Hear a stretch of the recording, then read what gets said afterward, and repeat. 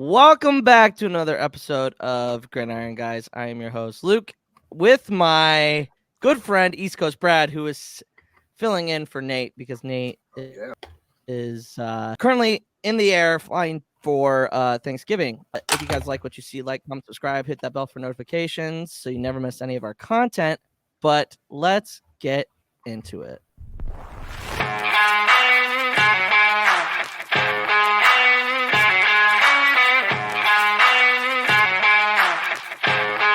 That intro will never get old. It's beautiful. I love that intro. I'm back again. As you can tell, the title is Luke's Sports Hell, or Luke's Hell Sports Weekend. We'll get to my misery in a little bit. Brett, I am happy to report that you did your job. You did well. You did well. I did real well this weekend. You did real well. I did real well. You went 4-1. Went 4-1, and the big winner. Yeah. We hit the big winner on Ludwig Egbert to win the tournament. That was a nice. That was wild. Nice win. That was a nice win. I'm way up now in the years. Yeah, Brad's DJ Corner is definitely. DJ Corner's been the best. I've only lost like 2 or 3 picks on DJ Corner. There you go. Yeah. I unfortunately, again, god damn, I just can't catch a win. I cannot. I was on a hot streak for a while. I lost. Washington got me +1.5. We'll talk about that game in a little bit. Utah got pumped. That was crazy. Maryland Terrapins actually showed up for once and actually played a game. Old reliable Iowa, Illinois under 30.5. That was teetering on not hitting either. It was a little too stressful. I was like, what the is this? And then obviously Nebraska losing in overtime, which we will talk about. So I was 2-3. God damn it, man. Ugh. Oh, I was on a heater for a while. I think you might have some I did well in NFL, and we'll talk about NFL in a little bit. Nate went 3-2 as well. So I was the only dummy that didn't go above 500. So that's great. Marvelous. tough look. College football playoff rankings came out. They moved state down to 5 or are they 6? So. Pulling it up. And I mean, obviously losing they're 5. Jordan Travis is a huge thing. Yeah. I think even with Jordan Travis, Washington should have been in the number 4 spot. They're the best team in the Pac-12. They've got Penix Jr. He's still playing really well. They've beaten quality opponents. You can't say that they haven't. Every team that they've played so far has been they played Utah, haven't they? Yeah, they beat Utah. Yeah, they beat Utah. They beat Utah, if I recall. Yeah, they beat Utah. They beat Oregon. They beat Oregon State. Which, by the way, was that game was back and forth all. Yeah, it was tighter than it seemed at the end. So I'm happy. I like where they're at. And I'm glad Georgia's at 1. Yeah, because that seems right.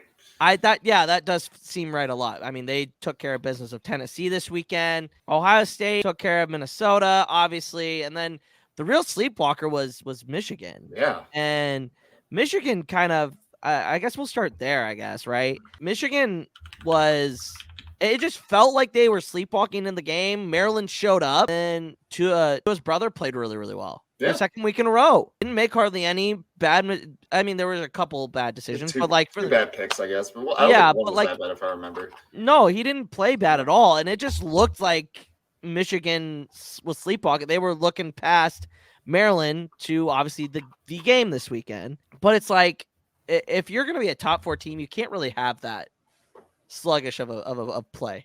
Yeah. I mean, this is like typical Maryland, though. Like we saw them do the same thing against Penn State, make it really interesting, really close, then lose it. And then they just lose to terrible teams afterwards. Except for Nebraska. Loxley gets those guys fired up. Like he does. Loxley is like a much better coach than his record probably indicates. And he's not a bad recruiter either. No.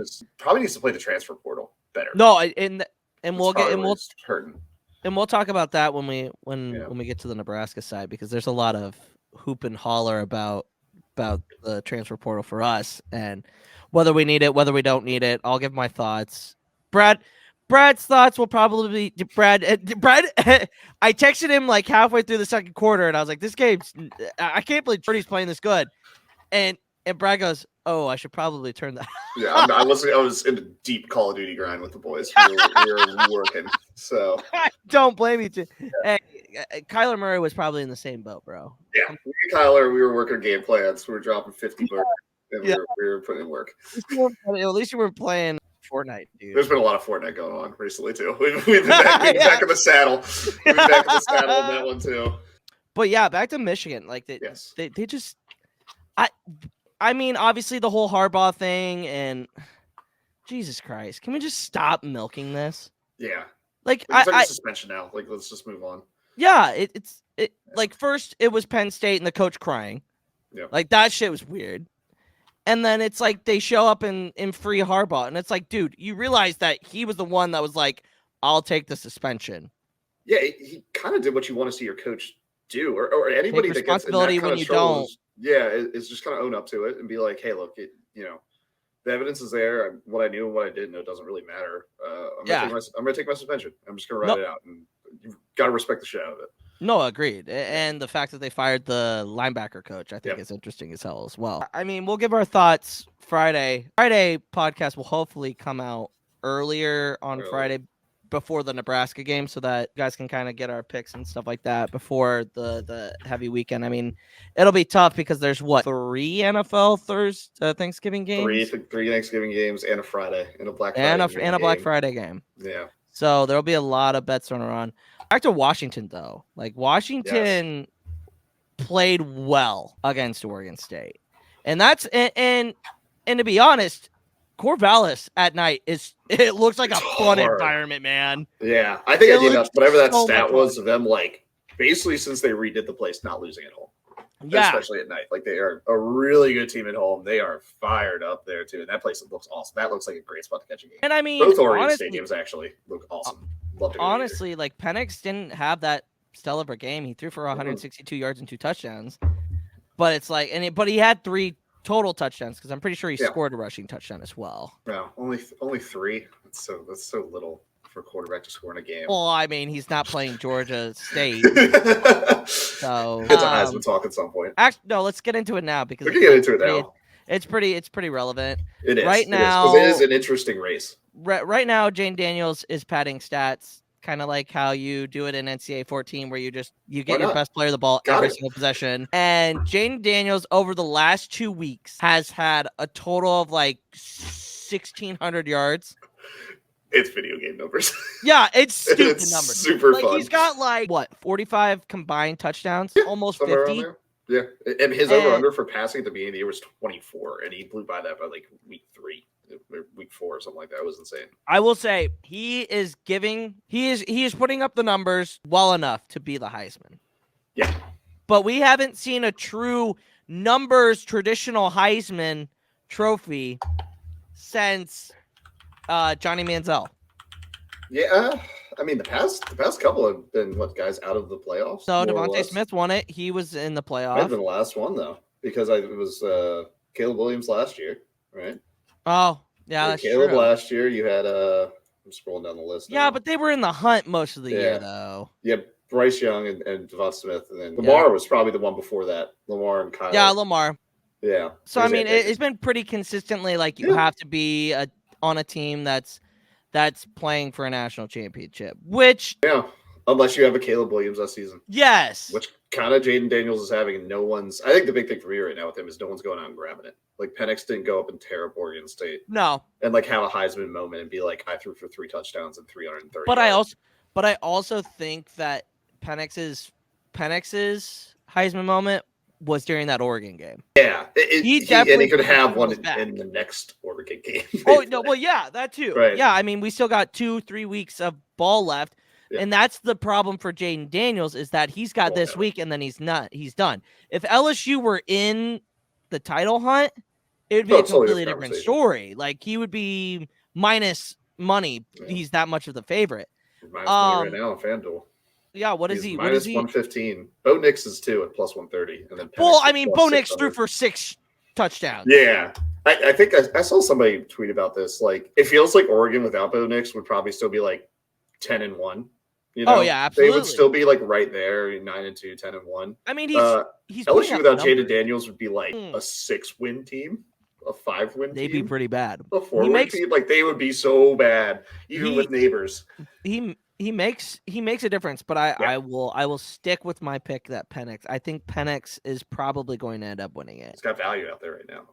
I think he lose. It's basically he could get a shot if he wins. If he doesn't have a good game against I think the winner of the Pac-12 championship not only gets into the playoff, but that quarterback, depending on how they play, will win the Heisman.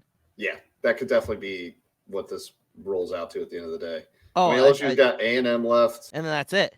That's it. And A&M, is that at home? That's at home for LSU. Oh, they'll pump to A&M. Yeah, so it's kind of gonna be like he might pad the stats even more, and the numbers become Lamar Jackson-esque. Where like, well, everyone else was like kind of good, and then Jaden Daniels was a freak. Yeah, and played well. He played well in big games. It's not like he should. Yeah, he played well. I think the one game where he didn't play well was Bama. Even then, he was playing solid. He got hurt at the end, right? He just didn't finish the game out, and the defense was kind of leaky. But I still think that Penix is probably. I don't know. It's gonna be a tight race. It's gonna be a really tight race. I think they're gonna probably invite 4 guys. Yeah. I'd say you can't invite Caleb. He did not have a good showing. No way. And them losing to UCLA was just the ice on the cake. That, like, honestly, Brad, it would not surprise me if Nebraska wins on Friday, they become bowl eligible. I could legitimately see us playing USC in a bowl game. And we would probably be weird. Yeah, that would be. Oh God, what an ugly. Because Caleb Williams probably won't even play. Oh hell no, absolutely not. I would not play if I were him. Not a chance. Not after the year that I had. No way. I had to look back and see the year Devonta Smith won it, who he was nominated against, because I was like, it felt like a bad quarterback year, kind of like this year. It was Mac Jones, Trevor Lawrence, and Kyle Trask. Yeah. So that, like, it almost feels like a similar situation where, like, you could have seen some Marvin Harrison Jr. action or Malik Neighbors action. Well, it doesn't happen because Daniels patent stats for like 4 weeks. So I think it'll be Daniels, Penix, Bo Nix, and then Harrison Jr. I think that's what they'll end up doing. Yeah, I think those are the 4 that will get an invite. But yeah, I still go Penix because I really like he's got 2 more games. Right, he's got better odds, and he's got 2 more. He's got 1 more game than Daniels, so he'll have another. And it's on a big stage because they play that game on Friday. They play that game on a Friday night instead of a Saturday, so it's not crammed in with the ACC championship, the SEC championship, the Big Ten championship. Like that's honestly that's funny. I love when they do that. I think that's funny for the Pac-12 because it's like, all right, it's our last hurrah at Friday. And I think that's genius because then it gives you more eyes on your game. Embrace the Pac-12 after dark, but now they're gone. Now it'll be Big Ten after dark. Yeah, don't remind me. It's going to be so gross. Yeah. So do you think Washington's going back to kind of Washington? Do you think Washington wins the Pac-12? It's Oregon. Yeah. I think it's Oregon. That first game was so close. It was, one in the last drive. Great one off a field goal plays to get the ball down there for Washington to win, but I felt like Oregon was the better team for most of that game. Yeah, and they've kept it up, right? Like they've really beaten some teams that Washington hasn't beaten that badly. They kept it close, whereas Oregon's defense, I think, has really kind of stepped up. His offenses still feel comparable, but the defense of Oregon's taking a turn up. I think might be the difference maker. I'm gonna keep my pick with Washington. I just really like that team. I love their coach. Yeah. Considering no. Brad, here's the thing. He coached at University of Sioux Falls in South Dakota. And he now has a top 14. Man. Yeah. So it's like, geez, what the hell? But no, I like Washington. I think Washington will end up coming out of the Pac-12. I almost called it the Big 12. No, that's like probably the best matchup ever. Yeah, it's probably the best. Besides Georgia Bama, I think. Yeah. Because no matter how you can't put even Nick if you put Bama team. Yeah, if you put lipstick on a pig, that Iowa game is not going to be worth a damn. No, Iowa's going to get beat by at least 45 points. Louisville will probably beat Florida State. Like, it won't be interesting. Yeah. Like between the SEC championship and the Pac-12 championship, I feel like those are going to be the best games. Yeah. And I think Bama might end up. I would be shocked. Bama, like it's again Nick Saban football. And then they get in. That would be wild. But where were they at? Were they at 7? 8. They stayed at 8. Yeah, they're still at 8. I mean, they didn't play anybody. but they also didn't lose. Who moved? It's Georgia, Ohio State, Michigan, Washington, Florida State went down. Oregon still at 6. Texas, Bama, Missouri. Texas. Okay, that makes sense. Texas made their push up. That makes sense. But the problem is, if Alabama beats Georgia, yes, Texas beat Alabama, but Georgia's a better win. That's a weird situation. That's gonna be a nightmare. That one's a nightmare. That's gonna be a nightmare. I mean, just wait till we go to 12 teams. Yeah. No, that's gonna be fun though. That's gonna be organized chaos. That's gonna be a good time. It's gonna be great. Yeah. We'll stay in the Pac-12. Utah. The most surprising thing has been Arizona this year. Yeah, what a turnaround. Arizona, good God. I mean, obviously they don't know what their money situation is. Yeah. But their football team is humming right now. Putting up a 40 point. Check at the end of the first quarter on a bet and see the team you bet on up 21-0. Well, I don't have to look at that game the rest of the day. That's locked. It's always beautiful. Oh yeah, absolutely. Yeah. That was crazy. I should just stay away from those games. I mean, I really liked Fafita. How do we pronounce it? Fafita? I don't know. Something like that. Arizona's quarterback. It's Noah Fafita, I think is how it's pronounced. But he looks legitimately like a solid college quarterback. Who knows if that'll ever transfer to a prospect type thing? But he looks damn good for I think he's a redshirt freshman. Mm-hmm. Yeah, so, he looked really good. They're gonna be a tough out in the Big 12 now next year. Yeah. Team to the East stamps their ticket to the Big 10 championship. I've never wanted to puke more. Honestly, gross Big 10 championship. It's so disgusting. And as a Husker fan, I'm just ever since we joined the Big 10, Iowa has always consistently been good. Not good. Well, I shouldn't say good. Good, not great, right? Good, not great. I will say they've been middle of the pack, but they know how to. They don't beat themselves. They're a well-coached team. Yeah. I'll say that for Iowa. That's for sure. That's my only and they get guys to the NFL. They know their identity. And you're winning 9 to 10. We're going to win 9 to 10 every week. Yeah. If you're winning 9 to 10 games, you usually have first, second round, third round draft picks in your roster. So it's they know how to develop talent. I get that, but whatever. I can't stand Iowa. And I don't care who wins the game, who wins the Ohio State, Michigan. I want Michigan to win just because I know that they're going to absolutely Iowa. Right off the top. I don't understand. I don't trust. This might be kind of giving my pick away for Friday, but I still don't trust Kyle McCord. Yeah, I just don't. I don't trust him, and we'll find that out on Saturday. That's gonna be a fun. Saturday is gonna be just sit down and just unroll from the eating everything and happy Thanksgiving. I probably started with that. I should have started with that, but Illinois kind of. Bad though. They had a chance to go down and score, and that quarterback just screwed them hardcore. They remembered they were Illinois. Oh, so bad. All right, let's just rip the Band-Aid off. Let's rip this Band-Aid off for you, buddy. Nebraska loses in overtime to Wisconsin at home. My biggest takeaway from the game on Saturday is Chubba Purdy, if he were healthy, would have started the entire year. And I can fully say that this game this week would have been for the right to go to the Big 10 championship. Totally the way he played on Saturday, he was playing like Brock. He was making throws. He was making that run on that 55-yarder. I was like, Jesus, when did he become fast? And here's the other thing though. They only had one turnover, and it was the last play of the game on a 4th and 15. Yeah. So they have one turnover. They have the most turnovers in any FBS Division I school in the last 15 years. They turn the ball over more than anybody else in college football. One turnover, and everybody here is questioning the play call because they were driving down in the fourth quarter.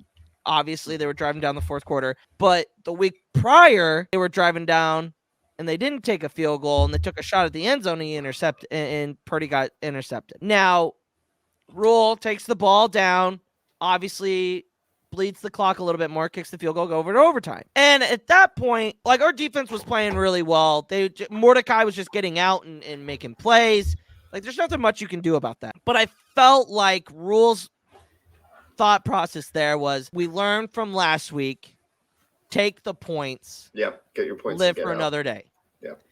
And everybody in their grandma wants to come out and be like, oh, well, he shouldn't have done that. What do you want the guy to do? What if Purdy throws a pass and it gets intercepted just like the week before? Then you would have been like, take the points, going to overtime. Like, I'm sorry, but Husker fans are the most unhinged. They're so like, it's like being a Dallas Cowboys fan. Yeah. It's literally the legitimacy. Like, we haven't won a national. We haven't been really relevant since the 90s, and we think we're hot shit every year, and we're not. We haven't been good since 2000, and I'll say 2013, give or take. The year that Bo got fired was the last year that we were good, in my opinion. Even though Mike Riley went bowling his first year with those players, but like, Chubba played well. There's a lot of positives here. And you'll get a kick out of this, Brad. Start of the day on Sunday. The line for the game on Friday started Nebraska plus 2.5. Check it now. What are the odds? Because I'm minus 2.5. Ooh. The Huskers went from being plus movement. to being favorites at minus 2.5. That's a ton of line movement. That does not make me feel very warm and fuzzy. Ooh. The only thing that I can think of is that we are good at home. Yep. Our defense is playing well against the run, and that's what Iowa likes to do. And Iowa can't score points. Purdy's playing all right. That's my only explanation for that. Minus 2.5. And I just don't like it. I don't like it at all. I don't like it at all. Less than that is much nicer. Like, it's just It's I got it open in some places like 1.5, minus 1.5, and even that I like more than minus 2.5. 2.5 feels like a lot in a game against Iowa for any team. But it's like, I just and the over-under is 26.5. Gonna ride it again, buddy? No, I don't think you can do that one. Because my philosophy is that, there's a stat out there that Iowa's 5-1 when the under hits. So roll over it. I like that. I like that logic. Go against it. Go against the grain, you know? Yeah. I mean, overall, like, the offense wasn't the issue. It was field position, special teams kind of screwed you. But Buschini wasn't punting the ball very well. That kills you. College kickers, college punters. Oh, absolutely. They have their bad day, and you're just like, oh, it's not gonna get better. Like, it's not like a pro game or one bad kick. No, no, first kick's bad. It's gonna be a long day. Well, and like, in the fact that like Alvano had an opportunity to get us 3 points. Like, we left 3 points out on the board there late in the first half, and I get that. Like, that's tough. But, like, our defense has been playing really, really well.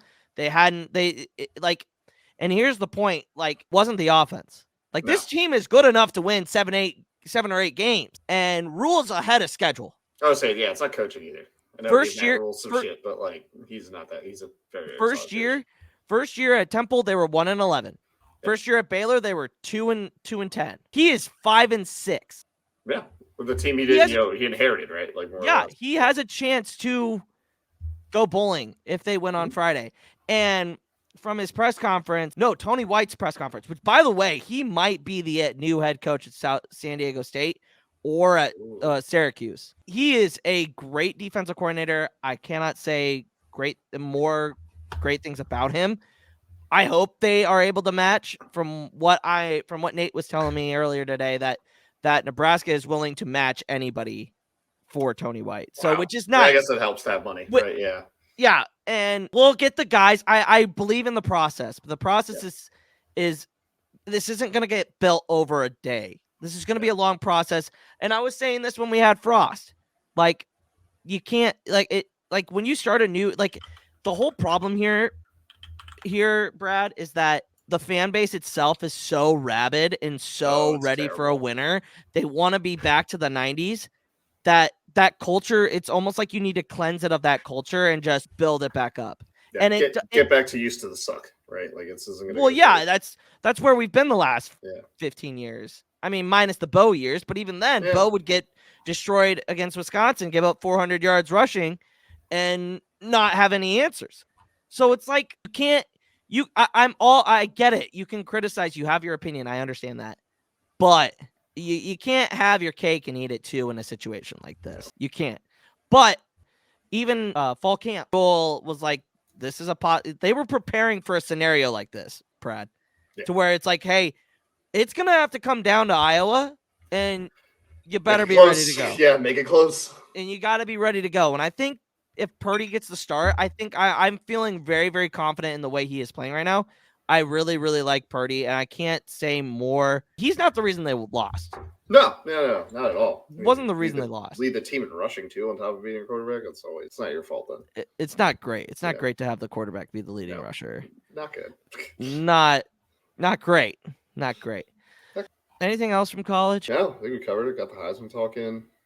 It's gonna be. We'll cover next week's game coming up soon, but it's gonna be a good week. Rivalry week coming up, and oh yeah, a lot of fun football. Oh yeah, a lot of fun football to talk about. Also on the Nebraska news, Ty Robinson, one of our best defensive tackles, is coming back for his 6th year. Right now, we're looking our defense. There's not going to be too much of a drop off. I can say this with my full chest. They'll have the best defensive line in the Big Ten. Already up there, really, at this point. Right? Yeah, so, I mean they're the best. They're the best run defense in their second. Yeah, they're 2, right? They're 2 in the country, and they're first in the Big Ten. Yeah, stopping the run. So I like where we're at right now. We just need to get. I think if Purdy stays healthy, I think he'll be the number 1 next year, and I think that's a great step in the right direction. Oh yeah, you get him there, you get some good recruits in, and then transfer portal. And I mean, show what you're building, especially having Matt Rule there. The coach is so important now in college. Yeah, and they know Rule can get guys to the pros. Has been there. Yeah, absolutely. And I mean, look at Hassan Reddick last night. Yep, starting off the game with a sack against the Chiefs. He played for Matt Rule at Temple. Dawkins from the Bills also played under Matt Rule. Like he's had Terrence Knighton. Yep, who is our defensive line coach. Gets guys out there. Yeah. So he's got the echelon.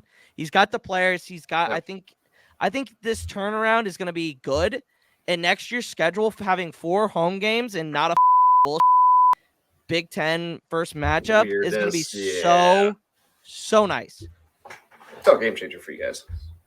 Yeah, especially with the new schedule and stuff like that. But yeah, you guys will get our picks for Friday, Saturday. But let's get into the NFL. Brad, what's the game that's not I don't have on the slate that you kind of want to talk about? I think it's just kind of the same one that I was thinking too. Obviously, we missed the Thursday night game. That was very, very. That was like so exciting for a little bit, and then just what an absolute depressing loss to lose Joe Burrow for the year. And Mark Andrews possibly. Apparently, they were saying too. Local media had some stuff today on the news that it may not be as bad as they originally thought. Well, that's good. So it may not be. It may be like late playoffs, mid playoff run. Maybe he can get back and get a very light workload, get a bye. Yeah, if they get the bye, then it's very there. And that's even if it's not this year. It doesn't sound like it's not as bad as they thought. Even if it is some sort of surgery, comes back earlier than anticipated next year kind of situation. So yeah, that's always nice when the injury's this late in the year. At least absolutely. So that's what it sounded like, at least coming from that. So that was obviously game 1 that stuck out to me. Yeah, because we were recording during it, but that's okay. Yeah. I like, and now obviously, like the Bengals not having a good quarterback, kind of like sucks. It's really the Chiefs and the Ravens. Yeah. It's a 2, and I will throw in the Texans, and I will throw in the Browns. Yeah. ETR played really well. Weirdly, that was maybe the other game. Looking at granted, zombie Steelers, like they are gonna keep them. They're gonna make playoffs. Like, you think that there's gonna be 3 teams from the AFC North that make the playoffs? Somehow, that's crazy. Somehow dumb. That's wild. The Steelers keep winning in the dumbest imaginable ways possible. Oh yeah, absolutely. Not a good team. It's Mike Tomlin like devil magic. When it happens, it keeps happening. He keeps doing it over and over and over again. I don't blame him. Like I think they said anonymous player poll today. He's the one that everybody wants to play for.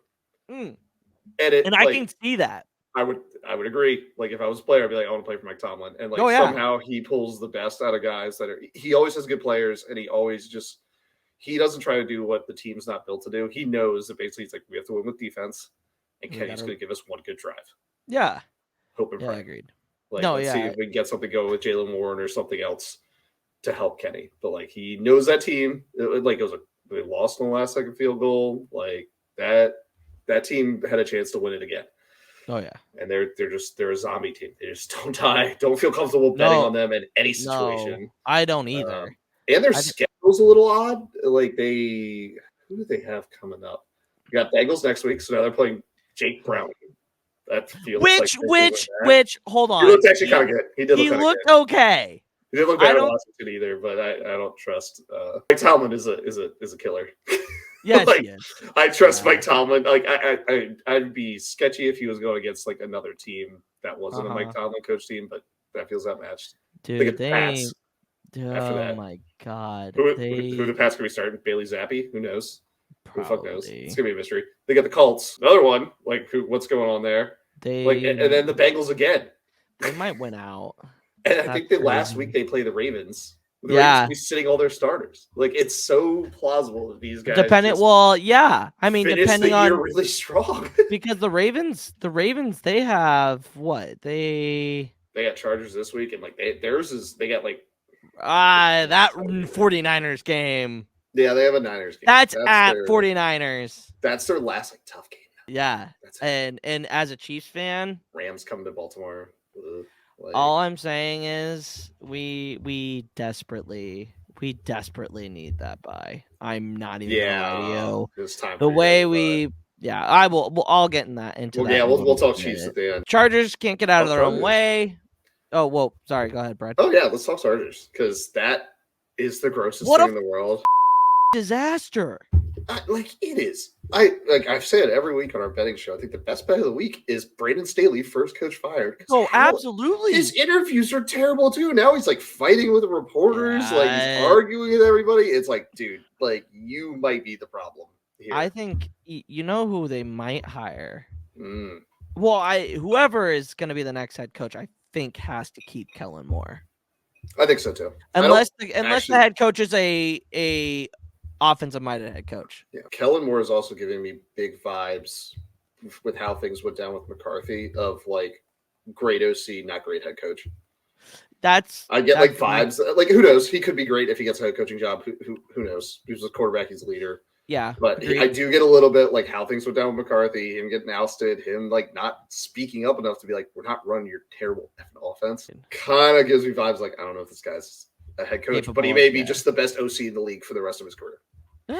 Not a bad gig. Not a bad gig at all. He'll keep getting paid, I think, for a long time. No, yeah, absolutely. But I think the biggest thing from this is that the Chargers look like the Phillip Rivers Chargers. Yep. You know what I mean? Like Phillip Rivers getting on his offensive line, like Justin did that. Yeah, I like seeing that from him too, as a quiet guy. Yeah, like show some shit, man, because it's like they should not be losing these games. No. They're better than on paper. They are better. And granted, they did lose. They probably lost Joey Bosa to the year. I swear, if he were to have a whole season where he is healthy, he would be up there for defensive player consistently every year.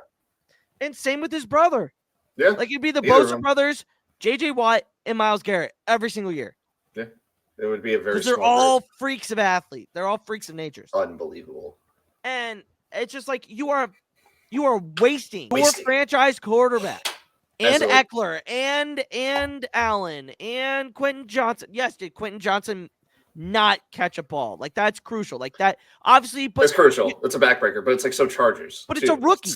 It's so Chargers for a rookie to drop an open like pass like that. Like that's the thing, right? It's like it's very Chargers them to do this.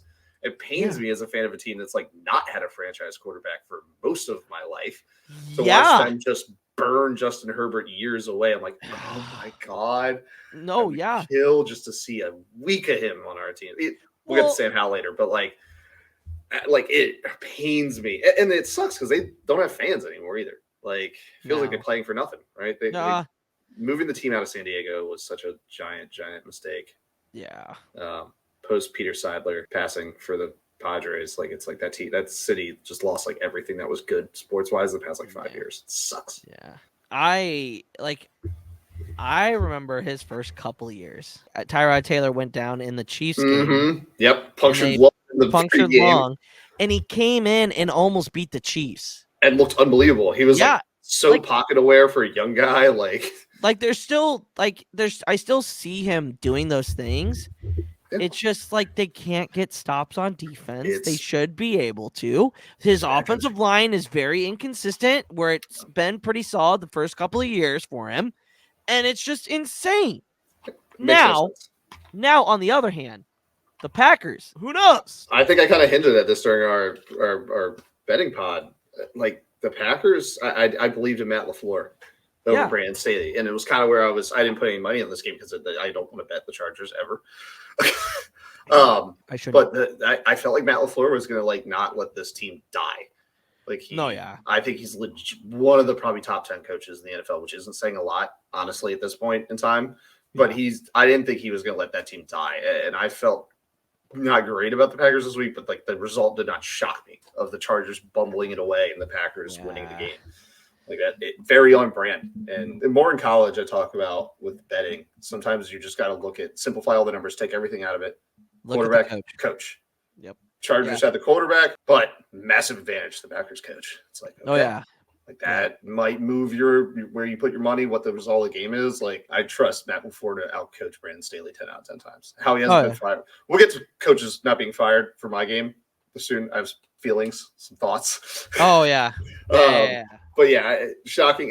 Short. I don't think I've got a good week, but I've got thoughts on my not Andy, but certain position coaches and. You fire Andy Reid, I will personally fly. No, we are not gonna fight, dude. Anybody? I will do whatever it takes. Any Chiefs fan that says that we should fire Andy Reid should just be taken out back, and I'm not even gonna finish that. Yeah, but whatever. Nate was happy. Yeah, funny story. Good one for our buddy. Funny story. Had both Calvin Ridley and Trevor Lawrence on my bench. Both scored 31 points. They were looking good this and week too. I lost by 15 points, so I would have won my game by at least 25. The week you start throwing it to Calvin Ridley, he's on my bench. I feel the pain. I'd sack Calvin Ridley, but I had a good sub in on my flex. I had Jalen Warren get my flex in one league. Bullshit. Oh, they look good now. Yes, it's the Titans. The Titans are team. I was gonna say my vibe, and I was wondering what your feelings on it. The Jags look good, but was it just the Titans being bad? I think it was the Titans. Like, but I don't feel more confident in the Jags team after this win. Like, I just feel the same, and I feel like the Titans have gotten massively worse, which kind of sucks because I normally like seeing Mike Vrabel do well. Yeah, he's also a much better coach. He gets fired, and that would be quite nice for maybe a team looking for one, couple states north. Yeah, but I really like Vrabel. I think he's one of the better coaches, and it sucks to see that team squander, but. It did make me feel better about the Jags. It was like, okay, you did what you were supposed to do. No, agreed. I think outside looking in, it's like the Jags got a little bit of their swagger back. Yeah, just a little bit. It's like, you're supposed to. I think it's a little bit of both, Brad. You're supposed to beat this team. You're supposed to beat this team, and you did it in definitive. And you did it, and you didn't. Yeah, exactly. Yeah. Like Lawrence looked good. He must have heard what Nate was saying to him.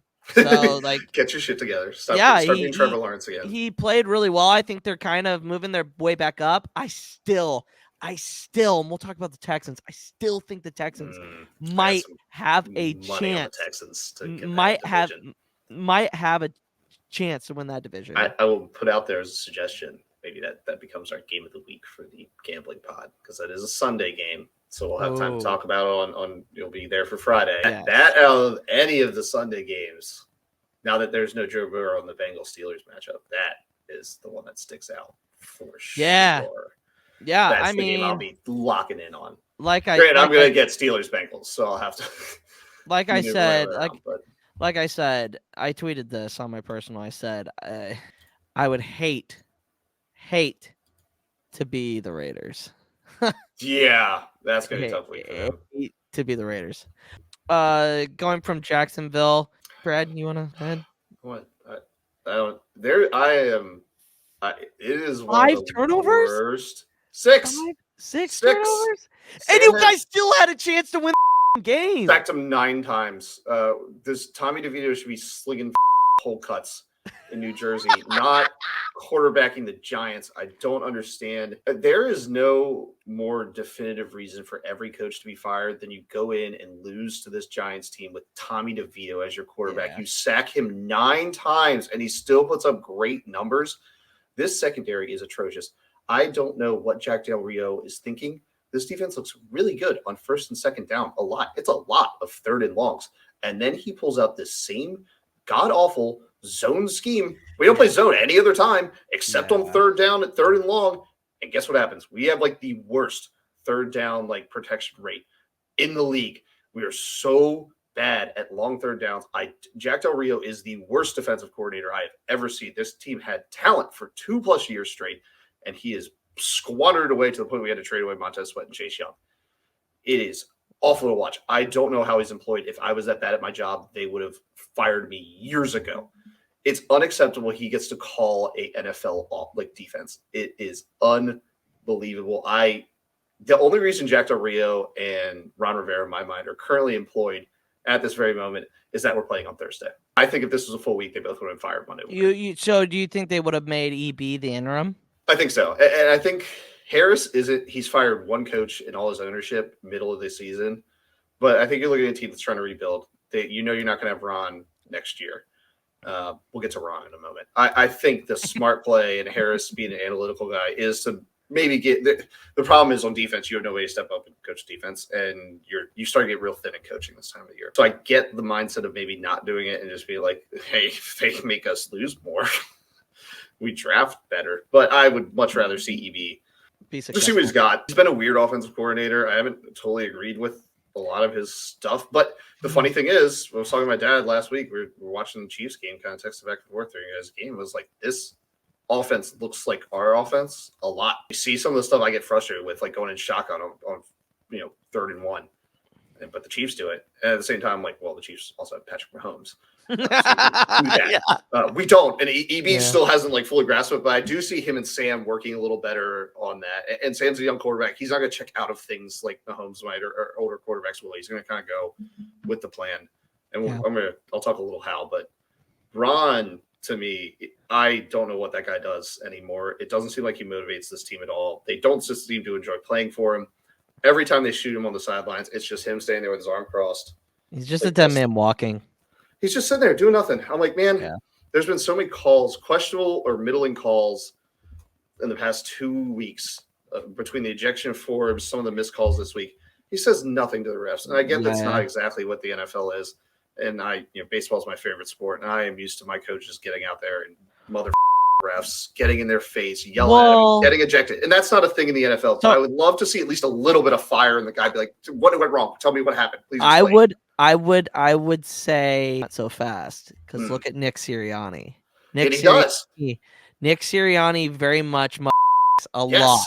Yes. And honestly, I feel like for Philly, that's perfect. It's perfect for Philly.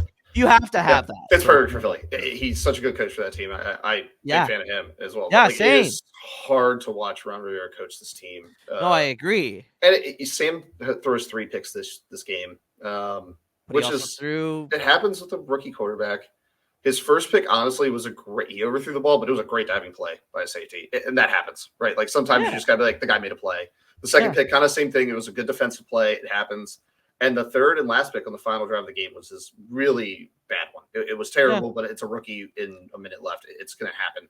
Yeah. The fumbles are inexcusable. And that's kind of where I was talking to my dad. That's coaching to me. You have 3 fumbles all lost. That's on coaching. Agreed. That's something you teach ball security, working on drills to improve that. And this team has had a fumbling problem for years. And they sit guys like Antonio Gibson after they fumble. And Antonio Gibson didn't fumble. All these other guys fumbled, and they continue to play him. They continue to give these guys targets. It's like terrifying every time they catch the ball. You can't lose. I know it was a pick 6 late, and that throws the score off a little bit. But 31-19 to a terrible Giants team is unacceptable. Yeah. It's how coaches get fired. Agreed. For me, it's a rebuild. No, yeah, you got to look at it like that. This team keeps for sure. The only players really in my mind that they need to keep is like Sam, Terry, and they can't really get rid of Allen and Payne because of contracts. And then the other young rookies, like every vet on this team can get cut for not a ton of money. Agreed. By the end of the year. So it's looking forward draft season. Just sucks. It's a demoralizing loss for like a team that wasn't that good, but it just sucks. But it wasn't. But it's like you could play. You were in the hunt.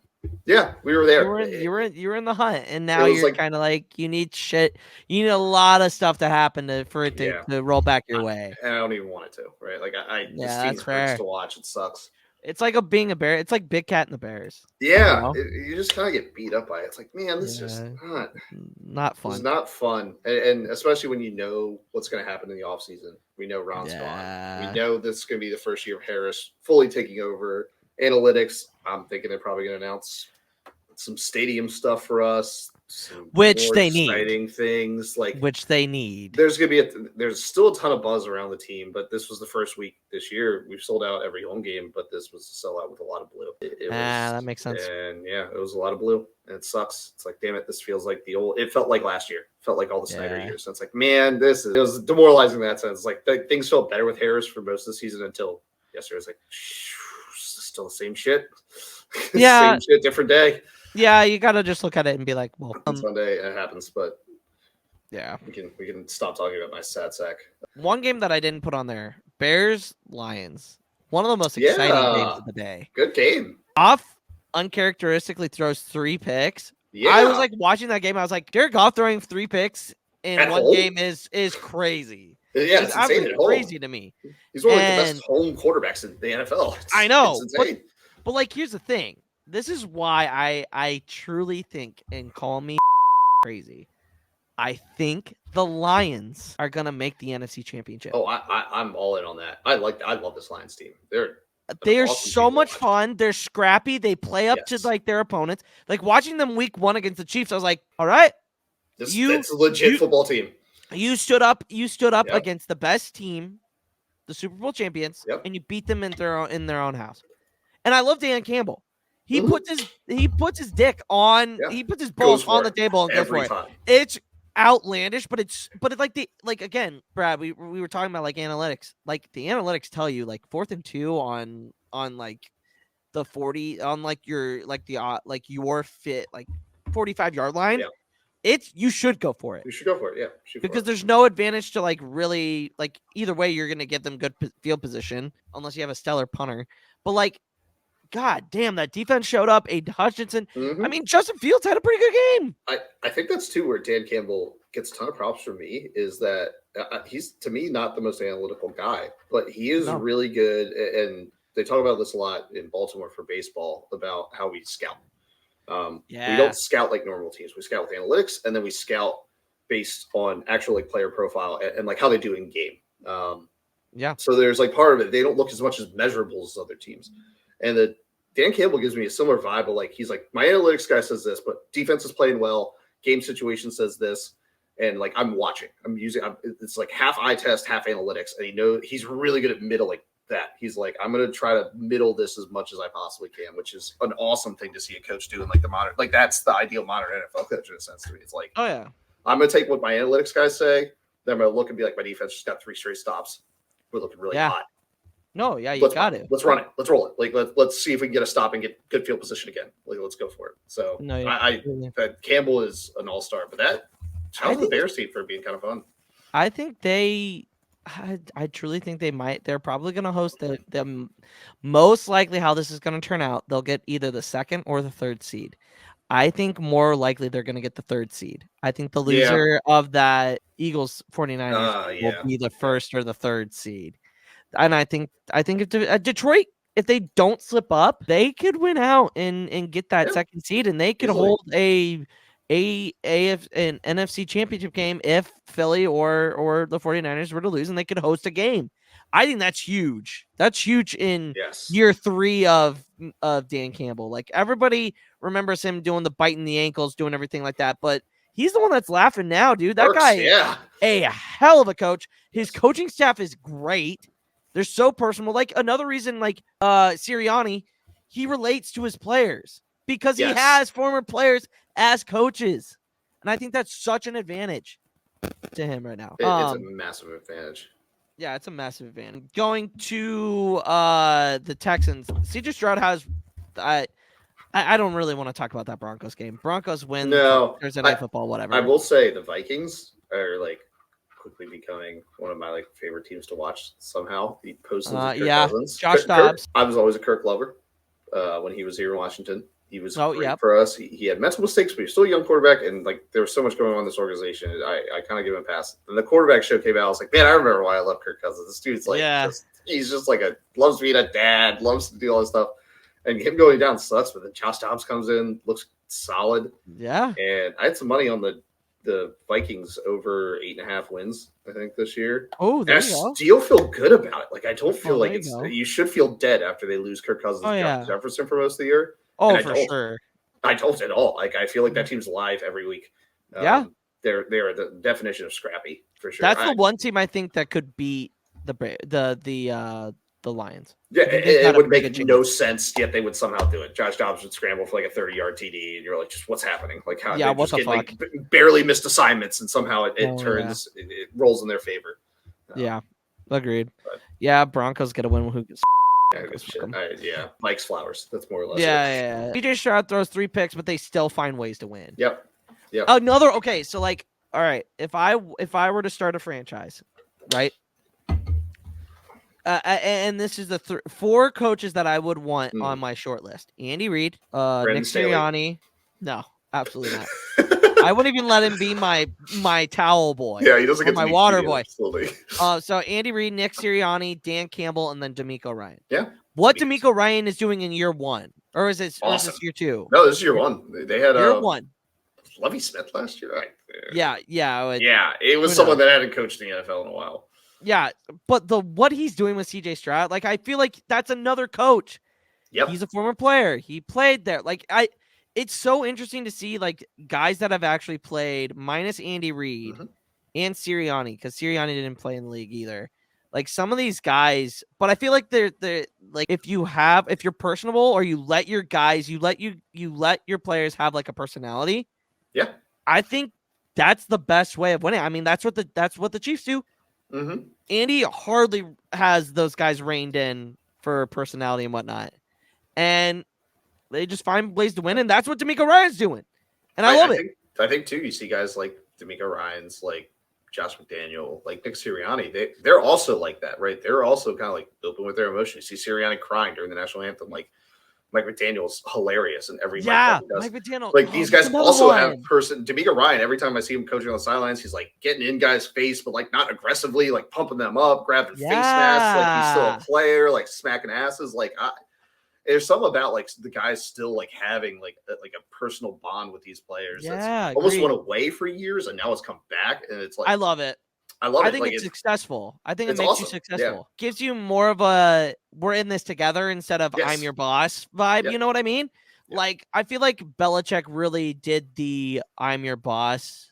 Like I run these things for years, and it was successful because Brady was a yes man, and he also was I'm your boss to the rest of the team.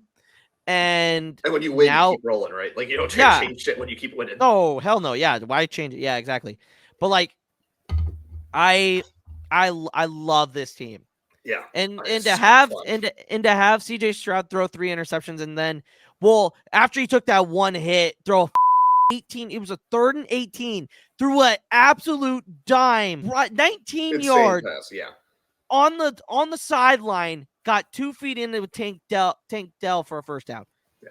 Like he's gonna be a problem. I've been trying to figure out who he reminds me of. And I was listening to some podcasts last week, and they brought up Joe Burrow. Yeah, and he's very poised in the pocket. Like, he can make if he needs to. Good deep ball thrower, and he uses his legs when he needs to, right? Like he's good. Like okay, all 4 options are covered. Let's move a little. Okay, I'm going to run for like 6 yards. Like he's great about that, right? Like it's hard to get him rattled. It's hard to get him rattled. I've been struggling to figure out who Stroud reminds me of until I heard that. I was like, oh no, it's Burrow, probably. Like I can't. Well, Burrow or if you want to go back even farther, I wouldn't say he reminds me of Brady, but I would say not Steve Young, still too mobile. Like I'm trying to think of like guys. Dante like Culpepper. Culpepper, maybe, yeah, a little bigger. Yeah, a little bigger of a guy. I feel like Culpepper was more prone to turnovers than maybe a little McNabb. Stroud is, but same thing there. McNabb. Kind of little McNabb. That might be the perfect. Yeah, little McNabb in him. Kind of mobile enough, but still had a great deep ball, and then played to his receiver's strengths a lot. That kind of feels similar too. Yeah. I still think the Texans probably will win that division. Sorry, Nate. I think so too. I think they have the better team. I think the defense lines, but I think the defense looks really good right now. They're Stingley. His pick looks good. Coming back in after kind of getting overshadowed year one by Sauce and be like, hey, look, I was the number one pick of corners. Like, let's get going. And Devin Singletary getting a second chance at a different team. He's thriving in the run game. They don't, and like, here's the thing. They don't have a big time receiver, and they're able to make it work. Yeah. Unlike the other team that we are going to talk about, my team. No, you guys would kill for Tank Bell. And this is where we go. Yep. Chiefs lose by 3. Let's feel it against the Eagles. Going in the game, I felt like that second quarter, like that first drive, garbage, absolute garbage. I go, what the are we doing here? Like, we're starting off, we're still throwing the ball, we're still doing an end around. Like, why can't we just line the ball up and let Pacheco run? Yep. And then the second that the defense shows up, they do their thing, and the second drive, we hand Pacheco the ball. What does he do? Gets 15 yards, running outside. I don't know whether it's Nagy or Reed, but the number one issue here with this Chiefs team, it's not the defense. First time in Patrick Mahomes' not the defense. It's a good-looking defense, actually. It really is. Like, that Eagles team did not look great for most of the game. It's the number 2 defense in the entire league. Yeah, and they were stymieing that Eagles team. They were keeping them at bay. Yeah. And the problem is our wide receivers. Yeah. And it's crazy because you really only lost Juju. Yeah. Somehow and he didn't feel like that integral of a part to your. Well, he did almost. He did have almost 1,000 yards last year. Yeah, but it didn't feel like a one. No, feel like a one. But your one's always Kelsey. But he was a more of a one than what we have now. Rashid Rice is our leading receiver, and that okay. And when I say that Rashid Rice is our leading receiver, it shouldn't come off as a connotation of like, oh, that's a bad. Because he has talent. He's talented. He's got talent.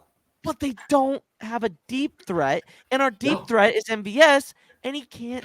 Like, we keep drafting them too, right? You keep drafting deep threats, none of them pan out. No, I'm just like, like as a Chiefs fan, everybody's like, we had a chance to get D-Hop and pull the trigger. We probably should have. Probably. And my thing is that that's a perfect Patrick Mahomes receiver too. No, it is absolutely. Like, he's a possession receiver. He's there. He can make possession catches. Hot adjusts his routes to find space like Kelsey. Like that's like a perfect. My thing is that I wasn't one of those guys because I was like, we didn't need to make a big trade last year. Pat's good enough to make these receivers good, and it didn't happen. Yeah, it hasn't happened. It hasn't gotten better. Not even off the bye, which Andy Reid is one of the best coaches off a bye, and it's very, very weird to not see him win off a bye. So it's like all the momentum, just like when we couldn't get off the field. Kelsey fumbles the ball in the red zone. Pat throws a first half pick in the red zone. Those things and the penalties. Juan Taylor getting flags for false start again. But it's like, why is he getting flagged, but Landon Dickerson does the same exact thing for years and doesn't get called for it? Like, what are we, like, can we be consistent with that false start? Yeah, please? That's been a weird thing this whole year, too. It's like they're picking on him. Yeah.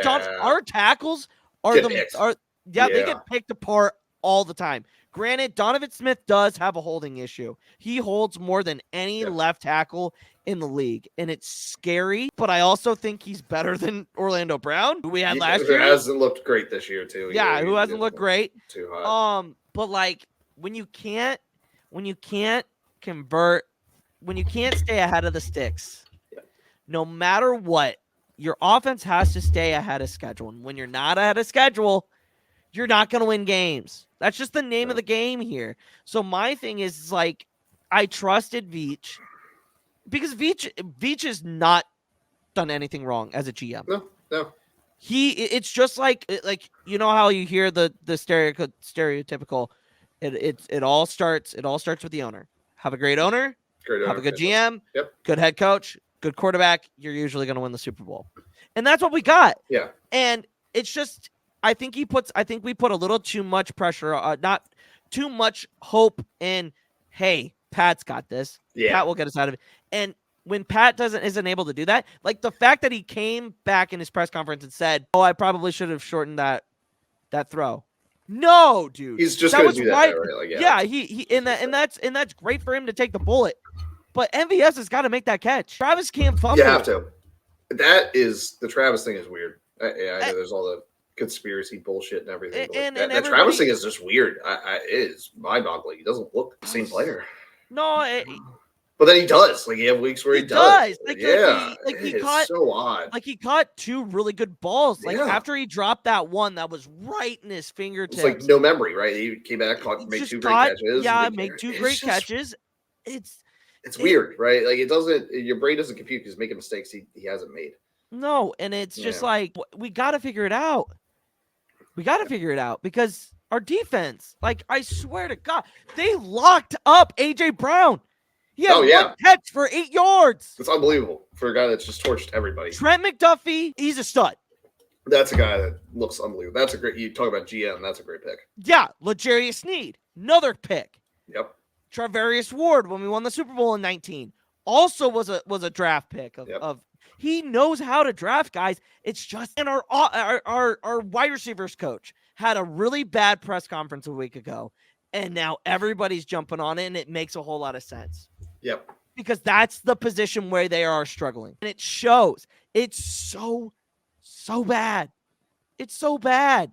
Like, you got to be able to put yourself in good positions to at least make your quarterback look good. And I feel like Pat has to has had more rushing yards this year because he doesn't trust his guys to make plays down the field, and he just takes off for first downs. And I mean, also some of those runs are there; they're wide open. Take them. You want him to take them, like the runs he had last night. Every run he had, I was watching. I was like, "That's the smart." Patrick Mahomes is a great quarterback move. Like, okay, I'm going to tuck and run, get 8. Like, that's like an easy 8 and get out of bounds, not get hit. Like, it's just so frustrating because it's so weird to see our offense be the Achilles heel right now. Yeah. Because I'm so used to seeing us just drop bombs, just be consistent on offense, no matter what. Oh, we were still in the game. We were still in the game. It was just like the Detroit game. They had us. They had us dead to right. We got a penalty on third and 10. Pushed us back to 4th and 25. Pat throws a pick in the Detroit game. And then Watson almost makes a good play at the end. They need veteran leadership in that in that wide receiver room. Cole Hartman's not going to get it done. No. Watson not going to get it done. He made a great play. Pat put a great ball going onto the sideline in the second quarter. Caught a perfect pass right here in the breadbasket. You need a guy like MVS to show up. Played with Aaron Rodgers, has had good years. They need the consistency there. I don't know whether it's the quarterback. It's not Pat. Pat's not the problem. No, not at all. I think it's a mixture between the play calling. I think they need to rely more on Pacheco, and I've been saying this for weeks. The guy should be 1,000-yard rusher, 1,500-yard rusher. If I'm going to be honest with you, he runs like he's running through 5 different doors every time. Like, I'm gonna run straight through all these. It's so infuriating that we can't. Why do we have to start off like? Yes, I understand that the Eagles are one of the best run defenses in the league, but we ran for 150 yards. They were only giving up 66 yards a carry. They were unbelievably good rush defense. Pacheco was tearing them up. No sense. Why are we going away from that? And it's not a pretty wide receiver. It's not. Class next year. Wide receiver class is rough.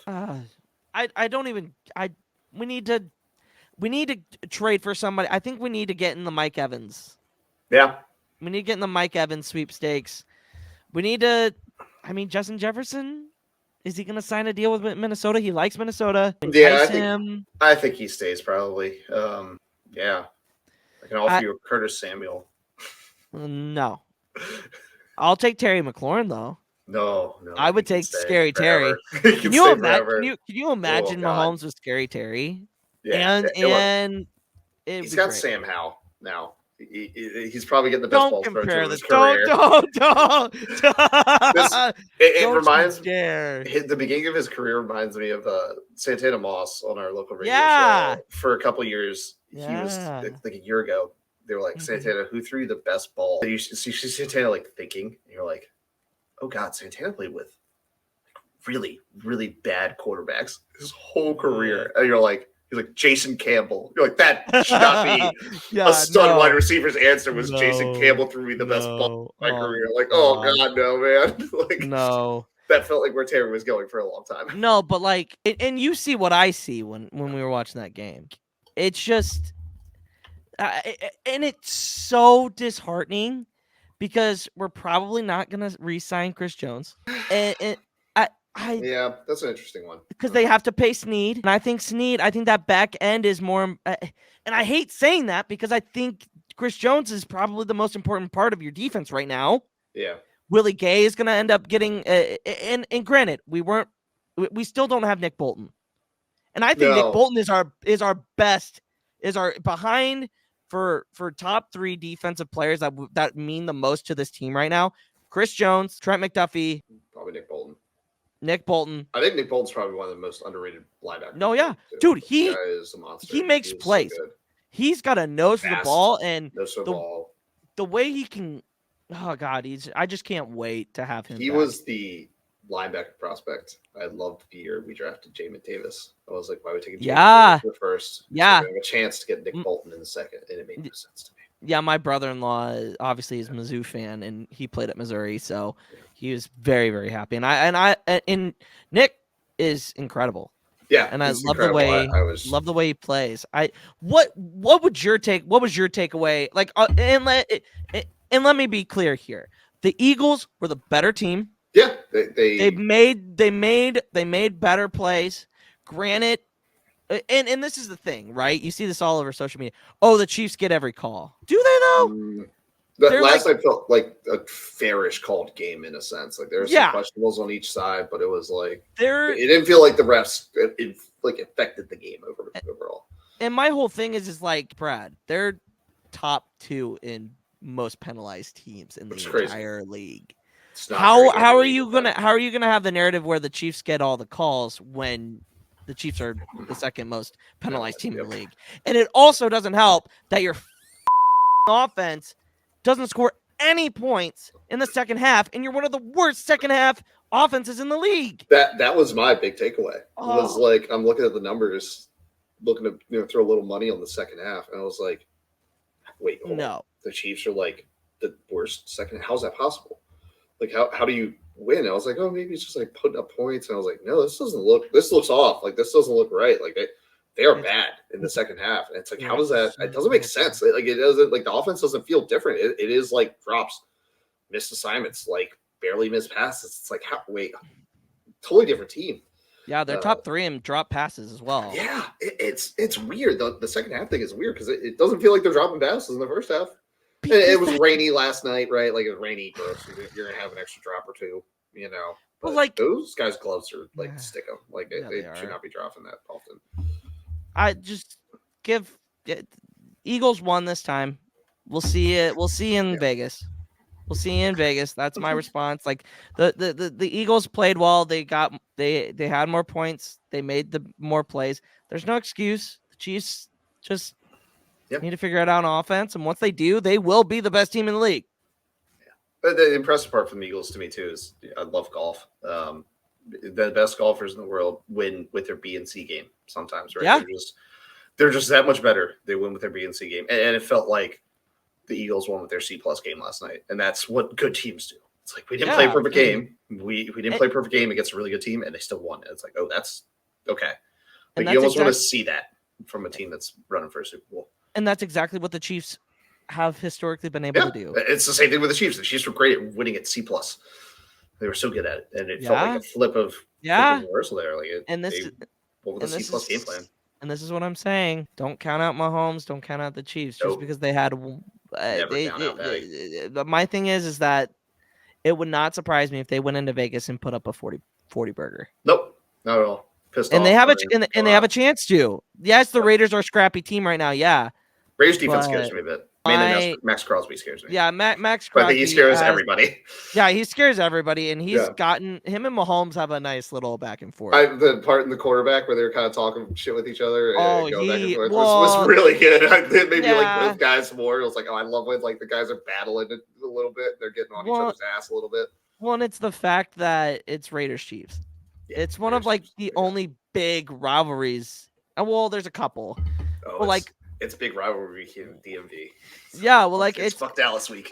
No, yeah, and it's just like the fact that it's like historically, like the Chiefs and Raiders do not like each other. It's like Eagles. It's like Eagles, Dallas, Commanders, Dallas. It's like the Dallas. NFC Anybody? No, yeah, Dallas. Anybody. Yeah, I fucking Dallas, hate anybody. Dallas. Like it's so ridiculous. But anyway, that was week 12 or week 11 wrap up. We will be back on Friday, Black Friday. Happy Thanksgiving, Brad. One more question. Shoot. What are you most thankful for? Ooh, most thankful for sports fan wise. Yes. Oh, that's a good one. I'm most thankful for Mike Elias, sports fan wise, my beautiful GM from the O's. There you go. Guy is a absolute stud, fantastic. Sits with the fans during the games, doesn't sit up in his box half the time. That's love awesome. it to death. That is the most thing I'm thankful for because baseball around Baltimore is a different beast. My line for Baltimore is we are a baseball town with a football problem. There's a lot of other football team fans in here. You get Commanders fans, you get Philly fans, you get Pittsburgh fans. There's other fans besides the Ravens in this area. There's not a lot of baseball fans. It's Baltimore, even into the DMV and into Washington. Not a lot of Nats fans. It is a baseball town. And baseball being good here is another level. It is awesome. Yep. I am thankful for Patrick Mahomes. I would also be thankful for Patrick Mahomes. You know, like you're never out of a game, and he proved that last night. You're never out of a game with him. He's got the Brady effect. So that's what I'm thankful for. But all right. Yeah, nothing else big sports wise this week. That's gonna be it for this episode. Brad, thank you for coming on a Tuesday. Love it. We're gonna have bread sandwich this week. We got two slices of bread. So go on bread sandwich. Nate might be on this episode. I might just get his picks and we talk about it. But happy Thanksgiving. Maybe I'll give my Hall of Fame bracket or Hall of Fame ballot on Friday. Maybe I'll do that for us. Ooh, my baseball Hall of Fame. I'll write that down in my notes. I don't know if I'm gonna have a good DJ corner for the weekend because all the games going on. I might just might be Brad's Hall of Fame bracket for the year. Okay. All right. I like that. Brad, where can the good people follow you? They can follow me at Bread469 on Instagram. Bread for dinner for two. Yeah, love it. You can find Nate at the Gridiron Guys. All social medias. You can find me there too. You can find me on Twitter at Luke Aked on Twitter. But that's gonna be it. It's the official start of Iowa Hate Week. And Dallas Hate Week. And Dallas Hate Week. Dallas. And Raider Hate Week. So listeners, don't wear anything yellow. I think the biggest thing is Iowa corn sucks. Nebraska corn is better. But with that, that's it for this episode. Dallas.